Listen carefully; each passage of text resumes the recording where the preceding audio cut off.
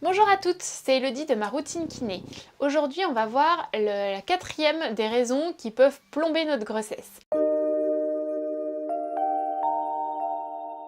Cette raison, c'est une raison qui, moi, me tient particulièrement à cœur parce que je trouve qu'on n'en parle jamais suffisamment. Autant on ose assez facilement parler des douleurs dans le bas du dos pendant la grossesse, de l'inconfort de la grossesse, mais les fuites urinaires, on n'en parle que très peu.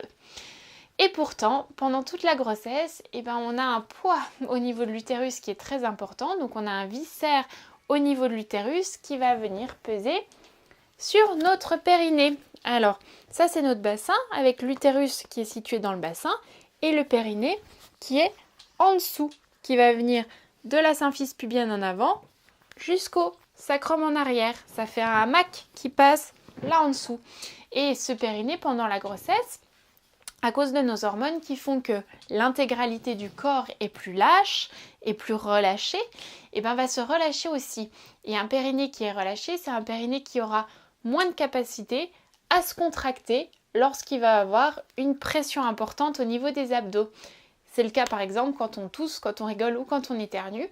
On doit naturellement, automatiquement avoir une contraction du périnée de façon à éviter que l'urine qui est dans la vessie fuit à travers l'urètre, puis fuit à travers le périnée.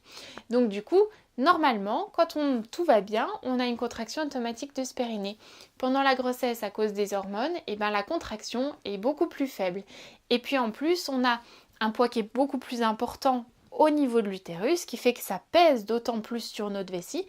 Donc, il y a plus de poids sur la vessie, plus de poids sur le périnée. Et c'est un peu comme si je vous disais, habituellement, vous contractez votre bras en le fléchissant tout bêtement, et puis pendant la grossesse, on rajoute 12 kg dans votre main, et je vous demande de faire le même effort.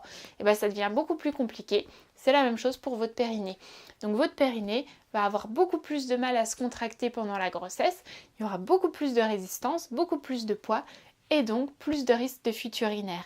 C'est pour ça que les exercices du périnée pendant la grossesse sont tout autant essentiels à faire qu'après la grossesse. Si vous voulez en savoir plus sur les exercices du périnée possibles à faire pendant la grossesse, vous pouvez télécharger le mini-training qui est dans la description de cette vidéo.